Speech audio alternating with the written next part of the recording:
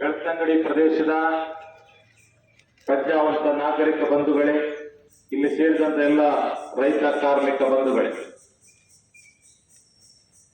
ನಿಜವಾದಲ್ಲ ನಾಳೆ ರಜೆ ಇತ್ತು. ಮಹಾವೀರ ಜಯಂತಿ ನಾಳೆ. ಆದ್ರೆ ಸರ್ಕಾರಕ್ಕೆ ಭಯ ಆಯ್ತು ಅಂತ ಗೊತ್ತಿಲ್ಲ. ನಮ್ಮ ಹೋರಾಟ ಅಂತ ಹೇಳಿದ ಕೂಡಲೇ ಮಹಾವೀರ ಜಯಂತಿ ಒಂದು ದಿವಸ ಮೊದಲೇ ಹೋಗ್ತಾರೆ. ಇವತ್ತು ಮಹಾವೀರ ಜಯಂತಿ ಮಾಡಿ ರಜೆ ಘೋಷಣೆ ಮಾಡಿದ್ರು. ನಮಗೆ ನಾಳೆ ಹೋರಾಟ ಮಾಡಬಹುದಿತ್ತು, ಆದ್ರೆ ನಮಗೆ ಇವತ್ತು ಬನ್ನಿ ಅಂತೇಳಿ ಹೇಳಿ ಆಗಿ ಎಲ್ಲರನ್ನು ಕೂಡ. ಆದ್ರಿಂದ ಇನ್ನು ದಿನ ಚೇಂಜ್ ಮಾಡೋದು ಬೇಡ. ನಾವು ಈ ಮನವಿಯನ್ನು ಇವತ್ತು ಓದಿ ನಾಳೆ ತಹಸೀಲ್ದಾರಿಗೆ ಕೊಡ್ತೇವೆ ಅಂತ ಹೇಳಿ ತಹಸೀಲ್ದಾರಲ್ಲಿ ಹೇಳಿದೆ. ಯಾಕಂದ್ರೆ ಸರ್ಕಾರ ರಜೆ ಘೋಷಣೆ ಮಾಡಿದ್ಮೇಲೆ ಅವ್ರು ಯಾರಿರೋದಿಲ್ಲ. ಯಾಕಂದ್ರೆ ನಮ್ಮ ಹೋರಾಟ ಅಗತ್ಯ ಇದೆ. ಇವತ್ತು ಈ ತಾಲೂಕು ಕಚೇರಿಗೆ ಅದೆಷ್ಟೋ ಜನ 94C ಅಡಿಯಲ್ಲಿ ಅರ್ಜಿ ಕೊಟ್ಟಿದ್ದಾರೆ. ಇವತ್ತು ನಮಗೆ ಏನಾಗಿದೆ ಅಂತ ಹೇಳಿದ್ರೆ, ನಮ್ಮ ತಾಲೂಕು ಕಚೇರಿ ವಕೀಲರನ್ನು ಸಾಕುವ ಕಚೇರಿಯಾಗಿದೆ. ಎಲ್ಲ 94C ಅರ್ಜಿಗಳನ್ನು 94C ಅರ್ಜಿದಾರರ ಗಮನಿಗೆ ಬಾರದೆ ಹಲವಾರು ಅರ್ಜಿಗಳನ್ನು ಅರ್ಥಕ್ಕಿಂತ ಮೇಲ್ಪಟ್ಟ ಅರ್ಜಿಗಳನ್ನು ತಿರಸ್ಕಾರ ಮಾಡಲಾಗಿದೆ. ಈ ತಿರಸ್ಕಾರ ಮಾಡಿದವರಿಗೆ ಗೊತ್ತೇ ಇಲ್ಲ ನನ್ನ ಅರ್ಜಿ ತಿರಸ್ಕಾರ ಆಗಿದೆ ಅಂತ ಹೇಳಿ. ನನಗೊಂದು 2 ಕೇಸು ಬಂದು ನಾನು ಇಲ್ಲಿ ನೋಡುವಾಗ ಅದು ರಿಜೆಕ್ಟ್ ಆಗಿದೆ. ಪಾಪ ಅವರಿಗೆ ಗೊತ್ತೇ ಇಲ್ಲ, ಅವರು ಅರ್ಜಿ ಕೊಟ್ಟದ್ದು ಮಾತ್ರ. ಈ ರೀತಿಯಲ್ಲಿ ಇವತ್ತು ಅರ್ಜಿದಾರರ ಗಮನಕ್ಕೆ ಬಾರದೆ 94C ಅರ್ಜಿ ತಿರಸ್ಕಾರ ಮಾಡ್ತಾರೆ ಅಂತ ಹೇಳಿದ್ರೆ ಎಲ್ಲಿಯವರೆಗೆ ಸರ್ವಾಧಿಕಾರ ಆಡಳಿತ ನಡೀತಾ ಇದೆ ತಾಲೂಕು ಕಚೇರಿ ಒಳಗಡೆ ಅಂತೇಳಿ ಗೊತ್ತಾಗ್ತದೆ. ಆದ್ರೆ ಇನ್ನು ನಾವು ಅಪೀಲ್ ಮಾಡಬೇಕು, ಎಸಿಗೆ ಅಪೀಲ್ ಮಾಡಬೇಕು. ಅಪೀಲ್ ಮಾಡಿ ಅಲ್ಲಿ ವಾಪಸ್ ಇಲ್ಲಿಗೆ ಬರುತ್ತೆ ತನಿಖೆಗೆ. ಅಂದ್ರೆ ಅಪೀಲಿಗೆ ನಾವು ಎಷ್ಟು ಖರ್ಚು ಮಾಡ್ತೇವೆ, ವಕೀಲರಲ್ಲಿ ಇರಬೇಕು, ಪುತ್ತೂರಿಗೆ ಹೋಗ್ಬೇಕು, ಅದರ ಕೇಸ್ ಫೈಲ್ ಮಾಡ್ಬೇಕೆಲ್ಲ ಇದೆ, ಅದಕ್ಕೆ ಖರ್ಚಾಗ್ತದೆ. ಬಾಕಿದವರಿಗೆ ಪಾಠ ಆಗಿರ್ಬೋದು. ನೀವು ಹಣ ಮೊದಲೇ ನಮಗೆ ಕೊಡಿ, ನಿಮಗೆ ಹಕ್ಕುಪತ್ರ ಕೊಡ್ತೇವೆ ಅಂತ ಹೇಳಿ ಮುನ್ಸೂಚನೆ ಗೊತ್ತಿಲ್ಲ. ಅಂತೂ ಈ ರೀತಿಯಲ್ಲಿ ಅಕ್ರಮವಾಗಿ ಏನು ರದ್ದು ಮಾಡಿದ್ದೀರಿ ಅದನ್ನು ತಕ್ಷಣ ನಮಗೆ ಕೊಡಬೇಕು, ಮರುಪರಿಶೀಲನೆ ಮಾಡಬೇಕು. ಎಲ್ಲಾ ನಿವೇಶನ ರಹಿತ ಬಡವರಿಗೆ ಆ ನಿವೇಶನ ಹಕ್ಕುಪತ್ರ ಕೊಡ್ಲೇಬೇಕು. ಇಲ್ಲದಿದ್ದರೆ ನಾವಂತೂ ಕೆಂಬಾವಟದಲ್ಲಿ ಹೋರಾಟ ನಿಲ್ಲಿಸುವುದಿಲ್ಲ, ನಾವು ಹಕ್ಕುಪತ್ರ ಪಡೆದೇ ಬರ್ತೇವೆ ಎನ್ನುವ ರೀತಿಯ ಎಚ್ಚರಿಕೆ ಕೊಡಲಿಕ್ಕೆ ಬೇಕಾಗಿ ಒಂದು ಹೋರಾಟ ನಂಬಿಕೊಂಡಿದ್ದೇವೆ.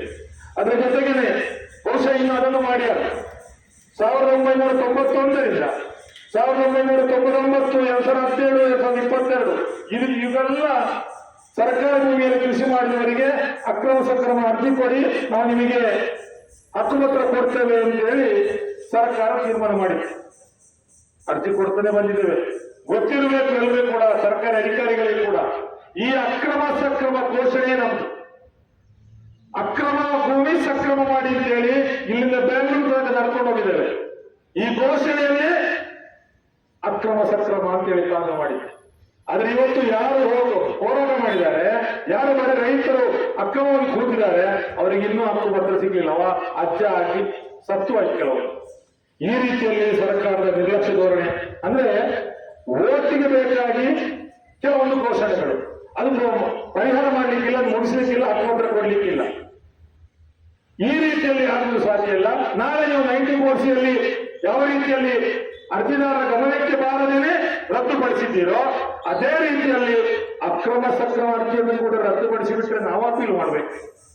ಅಂದ್ರೆ ಇದು ವಕೀಲರನ್ನು ಸಾಕುವ ಕೇಂದ್ರ.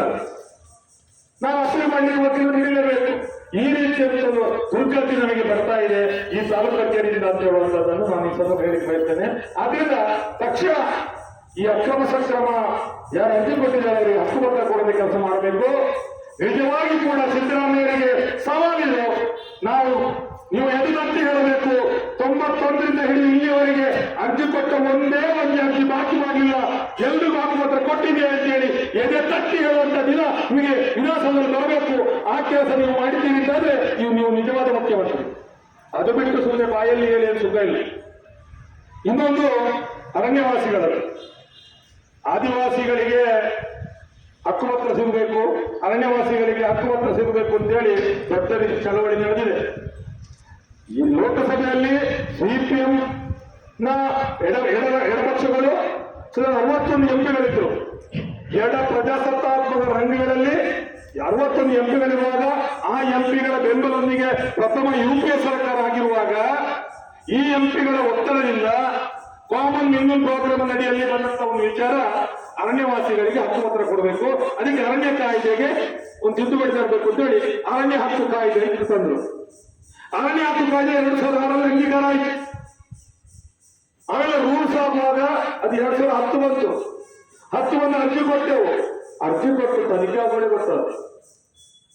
ಅದರಲ್ಲಿ ಆದಿವಾಸಿಗಳನ್ನು ಹೊರತುಪಡಿಸಿ ಉಳಿದವರಿಗೆ 3 ತಲೆಮಾರಿನ ದಾಖಲೆ ಕೊಡಿ ಅಂತ ಹೇಳಿ 2006 3ನೇ ತಲೆಮಾರು ಅಂತ ಹೇಳಿದ್ರೆ ನಾವು ಇಂಗ್ಲೆಂಡ್ ರಾಣಿಯಲ್ಲಿ ಹೋಗ್ಬೇಕು, ಬ್ರಿಟಿಷಿಗೆ ಹೋಗಿ ಅಲ್ಲಿ ನಮ್ಮ ವಾಸ್ತವ್ಯ ಸರ್ಟಿಫಿಕೇಟ್ ತಗೊಂಡು ಬರ್ಬೇಕಾಗಿತ್ತು.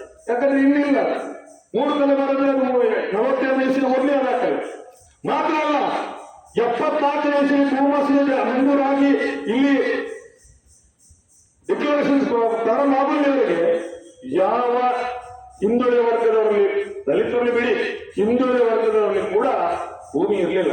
ಅವರಲ್ಲಿ ಭೂಮಿಯನ್ನು ಅತಿಕ್ರಮಣ ಮಾಡುವಂತ ಶಕ್ತಿ ಇರಲಿಲ್ಲ, ಎಲ್ಲ ಭೂಮಾಲಕರ ಸ್ವಾಧೀನ. ಹೀಗಿರುವಾಗ 74 ನಂತರದ ದಾಖಲೆ ಕೊಡಿ ಅಂತ ಹೇಳಿದ್ರು ಒಂದು ಸರ್ಕಾರಕ್ಕೆ ಮರ್ಯಾದೆ ಇತ್ತು. ಆದ್ರೆ ಅದಾಗಲಿಲ್ಲ. ನಾವು 2012 ಹೋರಾಟ ಶುರು ಮಾಡಿದೆವು. ಡಾಕ್ಟರ್ ಮನಮೋಹನ್ ಸಿಂಗ್ ಪ್ರಧಾನಮಂತ್ರಿ ಆಗಿದ್ರು, ಅವರು ಕೂಡ 2 UPA. ನಾವು ಹೋರಾಟ ಮಾಡಿದೆವು. ಇದು ಎಷ್ಟು ರಿಜೆಕ್ಟ್ ಮಾಡಿದ ಕೂಡಲೇ ನಾವು ಇದಾಗುವುದಿಲ್ಲ, ನಮಗೆ 3 ತಲೆಮಾರಿ ಕೊಡ್ಲಿಕ್ಕೆ ಆಗುದಿಲ್ಲ ಅಂತ ಹೇಳುವ ರೀತಿಯಲ್ಲಿ 3 ತಲೆಮಾರಿ ದಾಖಲೆ ನಮ್ಮಲ್ಲಿ ಇಲ್ಲ. ನಾವಂತೂ ಅಜ್ಜನ ಕಾಲದಲ್ಲಿ ವಲಸೆ ಇರುವುದು ಸತ್ಯ, ನೀವು ಪರಿಶೀಲನೆ ಮಾಡಿ ನಮಗೆ ಹಕ್ಕುಪತ್ರ ಕೊಡಿ ಅಂತ ಕೇಳಿದ್ರೆ ತಿದ್ದುಪಡಿ ಮಾಡಲಿಲ್ಲ. ಆವಾಗ ಬಿಜೆಪಿಯವರ ಚುನಾವಣಾ ಪ್ರಚಾರ ಬಂತು 2014ರಲ್ಲಿ ಚುನಾವಣೆ. ನಾವು ಕಸ್ತೂರಿ ರಂಗನ್ ಜಾರಿ ಮಾಡುವುದಿಲ್ಲ, ಅರಣ್ಯವಾಸಿಗಳಿಗೆ ಹಕ್ಕುಪತ್ರ ಕೊಡ್ತೇವೆ, ಅವರ ಒಕ್ಕಲಪಿಸಿದಂತೆ ನೋಡಿಕೊಳ್ತೇವೆ, ಅದಕ್ಕೆ ಬೇಕಾದ ತಿದ್ದುಪಡಿ ನಾವು ತರ್ತೇವೆ ಅಂತೇಳಿ ಎದೆ ತಟ್ಟಿ ಹೇಳಿದಂತ ನರೇಂದ್ರ ಮೋದಿಯವರ ನೀವು ಅಧಿಕಾರಕ್ಕೆ ಬಂದು 10 ವರ್ಷ ಆಯ್ತು, 12 ವರ್ಷ ಆಯ್ತು, ನೀವು ಕೂಡ ತಿದ್ದುಪಡಿ ಮಾಡಲಿಲ್ಲ. ನಾವು 13ರಿಂದ ಇವತ್ತಿನವರೆಗೂ ಹಕ್ಕುಪತ್ರಕ್ಕೆ ಬೇಕಾಗಿ ಅರಣ್ಯವಾಸಿಗಳಿಗೆ ಹಕ್ಕುಪತ್ರ ಕೊಡಿ, ಅದಕ್ಕೆ ಅರಣ್ಯ ಕಾಯ್ದೆ ತಿದ್ದುಪಡಿ ಬನ್ನಿ ಅಂತೇಳಿ ಹೇಳ್ತಾ ಬರ್ತಾ ಇದ್ದೇವೆ. ಆದ್ರೆ ಇಲ್ಲಿ ನಮ್ಮ ಕರ್ನಾಟಕದ ವಿಶಿಷ್ಟವಾದ ಕಥೆ. ಇಲ್ಲಿ ಶಾಸಕರಿದ್ದಾರೆ ಹರೀಶ್ ಪೂಂಜರು, ಅವರಿಗೆ ಸತ್ಯ ಗೊತ್ತಿದ್ದು ಮಾಡುವ ಗೊತ್ತಿಲ್ಲದೆ ಮಾಡುವ ಗೊತ್ತಿಲ್ಲ. ಹರೀಶ್ ಪೂಂಜರು ಕಾತರದಲ್ಲಿ ಜಗಳ ಮಾಡ್ತಾರೆ ಫಾರೆಸ್ಟ್ ಅವರ ಹತ್ರ. ನೀವು ನಮ್ಮನ್ನು ಒಕ್ಕಲೆಪ್ಪಿಸಬಾರದು, ನೀವು ನಮ್ಮನ್ನು ಮುಟ್ಲಿಕ್ಕೆ ಬರಬಾರದು. ಅವರನ್ನು ಯಾರು ನೇಮಿಸಿದಲ್ಲಿ ಕೂತ್ಕೊಳಿಸಿದ್ದಾರೆ? ಸರ್ಕಾರದ ಕಾನೂನಿನವರು ಕೆಲಸ ಮಾಡ್ತಾರೆ. ಅದರಿಂದ ಈಗ ನೀವು ಹೇಳ್ತೀರಿ ಪೂಂಜರೆ ಅಳತೆ ಮಾಡುವ, ಜಂಟಿ ಅಳತೆ, ಕಂದಾಯ ಇಲಾಖೆಯ ಅರಣ್ಯ ಇಲಾಖೆ ನೋಡುವ, ಅಳತೆ ಮಾಡುವ ಅಂತ ಹೇಳಿದ್ದೀರಿ, ಅಳತೆ ಮಾಡಿ ಸಲ್ಲಿದ್ದೀರಿ. ಹಾಗಾದ್ರೆ ಕಂದಾಯ ಇಲಾಖೆ ಅಲ್ಲ ನಮಗೆ ಭೂಮಿ ಇಲ್ವಾ? ಅದು ಅರಣ್ಯ ಇಲಾಖೆ ನಮಗೆ ನಾವು ಒಕ್ಕಲಿಗೆ ಹೋಗ್ಬೇಕಾ? ಏನು ನಿಮ್ಮ ಮೂರ್ತಿದಾರ ಪರಮವಾದಿದು? ಅದು ಅರಣ್ಯ ಭೂಮಿ ಆಗಿರ್ಲಿ, ಅದು ಕಂದಾಯ ಭೂಮಿ ಆಗಿರ್ಲಿ, ಯಾವುದೇ ಭೂಮಿ ಆಗಿದ್ರು ಕೂಡ ಅದು ನಮ್ಮ ಭೂಮಿ, ಅದು ರೈತರ ಭೂಮಿ, ರೈತ ಕೃಷಿ ಮಾಡಿದ ಭೂಮಿ, ಹಕ್ಕುಪತ್ರ ಕೊಡಬೇಕಾದ್ದು ನಿಮ್ಮ ಕರ್ತವ್ಯ. ಅಳತೆ ನಮಗೆ ಅಗತ್ಯವಿಲ್ಲ. ಅದು ನಮ್ಮ ರೈತರ ಸ್ವಾಧೀನ ಉಂಟು, ಅವನು ಕೃಷಿ ಮಾಡಿದ ಅನ್ನೋದು ಮಾತ್ರ ಪರಿಶೀಲನೆ ಮಾಡಬೇಕಾದ್ರೆ. ಈಗ ರೈತರಿಗೆ ನೋಟಿಸ್ ಬರ್ತಾ ಇದೆ ಅಂತೆ. ಅದು ನಿಮ್ಮ ತಪ್ಪು ಹೆಚ್ಚು. ನೀವು ಮಾಡಿದಂತ ಅವಾಂತರದಿಂದ ಇವತ್ತು ಕಾಯಂತರಕ ಮಾತ್ರ ಅಲ್ಲ, ಇಡೀ ನಮ್ಮ ಜಿಲ್ಲೆಯ ಬೇರೆ ಬೇರೆ ತಾಲೂಕುಗಳಲ್ಲಿ ಅರಣ್ಯದಲ್ಲಿ ಕೂತ್ಕೊಳ್ಳುವಂತ ರೈತರಿಗೆ ಅಪಾಯ ಬಂದೊದಗಿದೆ. ನಿಮ್ಮದೇ ಪಕ್ಷ ಹರೀಶ್ ಪೂಂಜರೆ ಆ ನರೇಂದ್ರ ಮೋದಿಯಲ್ಲಿ ಹೇಳಿ ಎದುರತ್ತೆ ಹೇಳಿದ್ರವತ್ತು ಕಸ್ತೂರಿ ರಂಗನ್ ಜಾರಿ ಮಾಡುವುದಿಲ್ಲ, ಅರಣ್ಯವಾಸಿಗಳ ರಕ್ಷಣೆ ಮಾಡ್ತೇವೆ ಅಂತ ಹೇಳಿ ಈಗ ಮಾಡಬೇಕಾದಲ್ಲಿ ಅರಣ್ಯ ಹಕ್ಕು ಕಾಯ್ದೆ 2006ಕ್ಕೆ ತಿದ್ದುಪಡಿ ತನ್ನಿ. 3 ತಲೆಮಾರು ವಾಸ ಇರುವ ದಾಖಲಾತಿ ಬೇಡ. ಯಾರೆಲ್ಲ 2005ರವರೆಗೆ ವಾಸ ಇದ್ದಾರೋ ಅವರಿಗೆಲ್ಲರಿಗೂ ಕೂಡ ಹಕ್ಕುಪತ್ರ ಕೊಡ್ತೇವೆ. ಅದು ಅರಣ್ಯ ಭೂಮಿ ಆಗಿರ್ಲಿ, ಕಂದಾಯ ಭೂಮಿ ಆಗಿರ್ಲಿ, ಅದು ರೈತನ ಭೂಮಿ. ಈ ಮಣ್ಣಲ್ಲಿ ಹುಟ್ಟಿದ್ದೇವೆ, ಇದು ಯಾರಪ್ಪ ಸೊತ್ತು ಅಲ್ಲ, ಇದು ನಮ್ಮ ಭೂಮಿ. ನಮ್ಮ ಭೂಮಿಯಲ್ಲಿ ಕೃಷಿ ಮಾಡಿದ್ದೇವೆ. ನೀವು ಆಮೇಲೆ ಅದು ಅರಣ್ಯ ಅಂತ ಮಾಡಿ ಕಂದಾಯ ಮಾಡಿದವರಿಗೆ ಲೆಕ್ಕಕ್ಕಿಲ್ಲ. ನಮ್ಮ ಭೂಮಿ, ನಮ್ಮ ಕೃಷಿ ಭೂಮಿಯಲ್ಲಿ ಹಕ್ಕುಪತ್ರ ಕೊಡಿ ಅಂತ ಹೇಳಿ ನಾವು ಕೇಳ್ತಾ ಇರೋದು. ಅದಕ್ಕೆ ಬೇಕಾದನ್ನ ಕಾನೂನು ಮಾಡುವಂತಹದ್ದು, ಅದಕ್ಕೆ ಬೇಕಾದ ಅರಣ್ಯ ಹಕ್ಕು ಕಾಯ್ದೆ ತಿದ್ದುಪಡಿ ತರುವಂತಹದ್ದು ಸರ್ಕಾರದ ಕರ್ತವ್ಯ. ನರೇಂದ್ರ ಮೋದಿ ಮಾಡಬೇಕಾಗಿದ್ದನ್ನು ಇದು ಸ್ವಾಮಿ ಹಿಂದುಳಿದ ರಕ್ಷಣೆ. ನಿಮಗೆಲ್ಲಿ ರೈತರು ಹಿಂದೂಗಳಾದ್ರೂ ನಮಗೆ ಅಸಂಬಿದ್ದವಾಗಿಲ್ಲ. ನಿಮಗೆ ಅವರೆಲ್ಲ ಬೇಡ. ನಿಮಗೆ ಯಾರು ನಿಮಗೆ ಅಲ್ಲಿ ಕಾರ್ಪೊರೇಟ್ ಕಂಪನಿಗಳು ಬೇರೆ, ಅವರು ಮಾತ್ರ ನಿಮಗೆ ಹಿಂದೂಗಳೇ ಕಾಣುದು. ಇಲ್ಲಿ ಬಡವರು ಪಾಪ ಭೂಮಿಯಲ್ಲಿ ಕೂತಿದ್ದಾರೆ, ಅದು ಬಿಡಿ ಆದಿವಾಸಿಗಳಿಗೆ ಕೊಟ್ಟಿದ್ದೀರಾ. ಅವರಿಗೆ 2,500 ವಾಸ ಇದ್ದವರಿಗೆಲ್ಲ ಕೊಡಬೇಕು ಅನ್ನೋ ಕಾನೂನು ಹೇಳ್ತಾ ಇದೆ. ಆದ್ರೆ ಆದಿವಾಸಿ ಮಲೆಕುಡಿಯ ಸಮುದಾಯಕ್ಕೂ ಕೂಡ ಇನ್ನೂ ಕೂಡ ಅರಣ್ಯವಾಸಿಗಳಿಗೆ ಹಕ್ಕು ಮಾತ್ರ ಸಿಗಲಿಲ್ಲ. ಅವರ ಅರ್ಜಿಗಳನ್ನು ಕೂಡ ತಿರಸ್ಕಾರ ಮಾಡಿದ್ದೀರಿ. ಹೌದು, ಅಂದ್ರೆ ಇವತ್ತು ಆದಿವಾಸಿಗಳಿಗೆ ಕೂಡ ನಿಮಗೆ ಹಕ್ಕು ಪತ್ರ ಕೊಡಲಿಕ್ಕೆ ಮನಸ್ಸಿಲ್ಲ.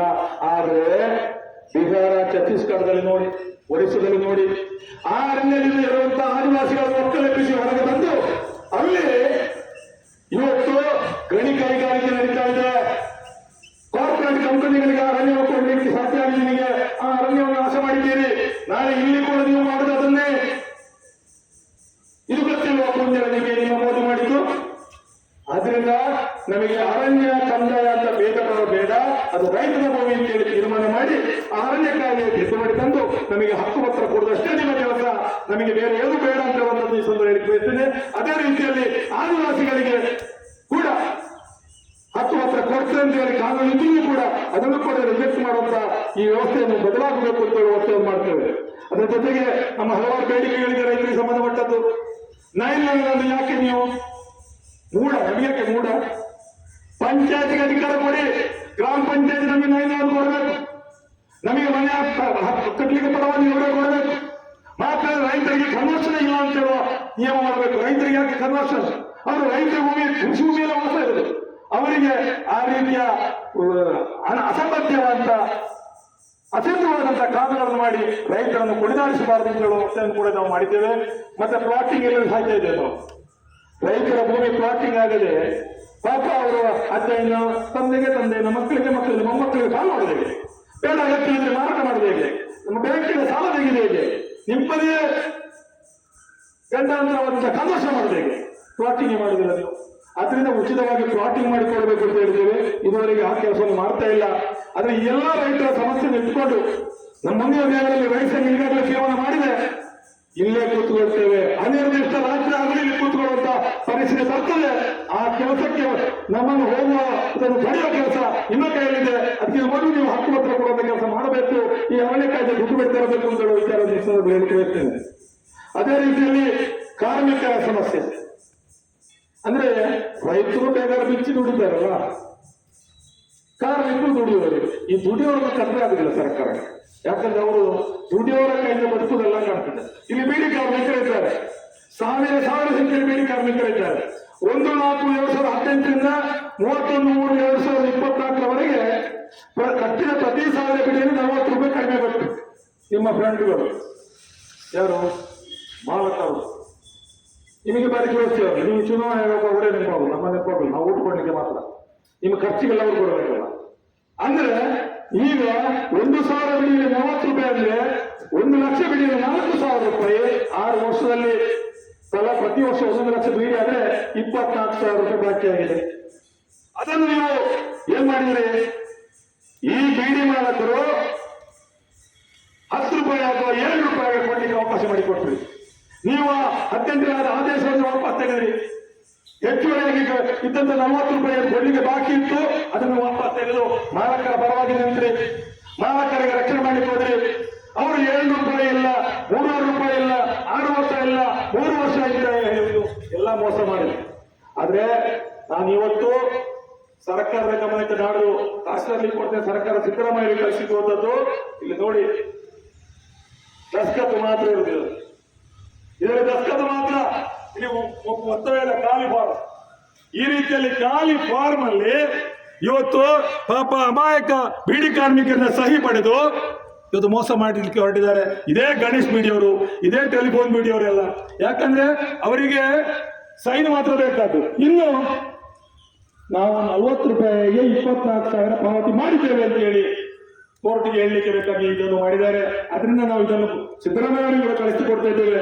ಈ ರೀತಿಯಲ್ಲಿ ನಾನು ಯಾವುದೇ ಗಮನಕ್ಕೆ ಬರೆಯದೆ ಸೈನ್ ಹಾಕಿದಂತಹ ಈ ಫಾರ್ಮ್ ಅನ್ನು ಗಮನ ತಗೊಳ್ಬಾರದು. ಅವರಿಗೆ ಬಾಕಿದ್ದಂತ ಎಲ್ಲಾ ಹಣವನ್ನು ತಿಳಿಸಿಕೊಡುವಂತ ಜವಾಬ್ದಾರಿಯನ್ನು ಸಿದ್ದರಾಮಯ್ಯರು ತಗೊಳ್ಳಬೇಕು. ಮಾತ್ರ ಅಲ್ಲ, ಇದೇ ಮಾಲಕರಿಗೆ ಬೇಕಾಗಿ 40 ರೂಪಾಯಿ ನೀವು ಕಡಿಮೆ ಮಾಡಿದಾಗ ಹೊಸ ಮಸೂದೆ ಮಜೂರಿ ಜಾರಿ ಮಾಡಿದ 24ರಲ್ಲಿ.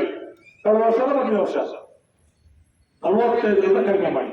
ಮುಂದಿನ 15 ರೂಪಾಯಿ ಆಗಿತ್ತು. ಪಾಪ ಅವರಿಗೆ ಗೊತ್ತೇ ಇರಲಿಲ್ಲ. ಅದನ್ನು ನೀವು ಹಿಂಪಡೆದಿರಿ. ಆಮೇಲೆ 45 ರೂಪಾಯಿ ಕಡಿಮೆ ಮಾಡಿ 1000 ಕಡಿಮೆ 270 ಕೊಟ್ಟರೆ ಸಾಕು ಅಂತ ಮಾಡಿದ್ವಿ. ಯಾರು ಹೇಳಿದ್ದಕ್ಕೆ? ಜನಗಳು ಹೇಳಿದ್ದಕ್ಕೆ. ನಾವು ಹೇಳಿದ್ದಕ್ಕಲ್ಲ, ನಾವು 350 ಕೊಡಬೇಕು ಅಂತ ಹೇಳಿದೆವು. ಇಲ್ಲ ಬೀಡಿ ಮಾಲಕರು ನಿಮ್ಮ ಫ್ರೆಂಡ್ಗಳು ಅವ್ರು ಹೇಳಿದ್ರು, ಇಲ್ಲ ನಮಗೆ ಆಗುದಿಲ್ಲ 270 ಕೊಡ್ತೇವೆ ಅಂತ ಹೇಳಿ. ಅವ್ರು ಹೇಳಿದ ನೀವು ನಂಬಿದಿರಿ, ನಮ್ಮನ್ನು ನಂಬಿಲ್ಲ ನೀವು. ನಾವು ಓಟು ಕೊಡ್ಲಿಕ್ಕೆ ಮಾತ್ರ ಬೇಕಾದಿಲ್ಲ ಎಲ್ಲ ಜನಪ್ರತಿನಿಧಿಗಳಿಗೆ. ಅಲ್ಲಿ ವಿಧಾನಸೌಧದಲ್ಲಿರುವಂತ 224 MLAಗಳು ಕೂಡ ಅಲ್ಲಿ ಕಾಂಗ್ರೆಸ್ ಅವರಿದ್ದಾರೆ, ಬಿಜೆಪಿ ಅವರಿದ್ದಾರೆ, ಜನತಾದಳವರಿದ್ದಾರೆ. ಯಾರು ಕೂಡ ಬೀಡಿ ಕಾರ್ಮಿಕರ ಪರವಾಗಿ ಬರಲಿಲ್ಲ. ಎಲ್ಲರೂ ಕೂಡ ಬೀಡಿ ಮಾಲಕರ ಪರವಾಗಿ ನಿಂತುಕೊಂಡು ಈಗ 45 ರೂಪಾಯಿ ಸಂಬಳ ಕಡಿಮೆ ಮಾಡುವಾಗ ಬೆಂಬಲ ಕೊಟ್ಟರು. ಹರೀಶ್ ಪೂಂಜರು ಕೂಡ ನಮ್ಮ ಪರವಾಗಿ ಇರಲಿಲ್ಲ. ಇಲ್ಲಿ ಯುಟಿ ಖಾದರ್ ಇದ್ದಾರೆ, ಅವರು ಕೂಡ ನಮ್ಮ ಪರವಾಗಿ ಇರಲಿಲ್ಲ. ಅಶೋಕ ಇದ್ದಾರೆ, ಅವರು ಕೂಡ ನಮ್ಮ ಪರವಾಗಿ ಇರಲಿಲ್ಲ. ವೇದವಾಸ್ ಕಾಮತ್ ಇದ್ದಾರೆ, ಅವರು ಕೂಡ ನಮ್ಮ ಪರವಾಗಿ ಇರಲಿಲ್ಲ.